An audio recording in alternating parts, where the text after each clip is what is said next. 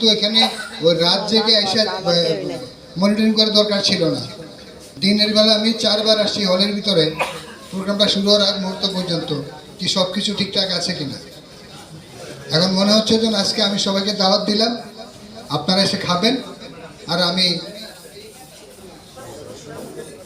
Thank you very much সবাইকে। আপনারা এখানে কষ্ট করে রোজার ভিতরে এখানে আসছেন এবং অনেকক্ষণ কারেন্ট ছিল না, আমরা গরম সহ্য করেছি।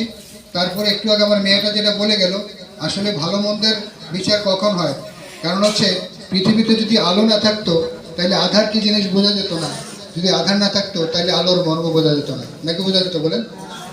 হ্যাঁ, আলো আছে বলেই আধার, আবার আধার আছে বলেই আলো। ভালোর সাথে মন্দ না থাকলে কোনটা ভালো কোনটা মন্দ বোঝা যেত না, নাকি বোঝা যেত? সো আমি আজকে কোনো আলোচনাই করব না, শুধু একটু বলবো।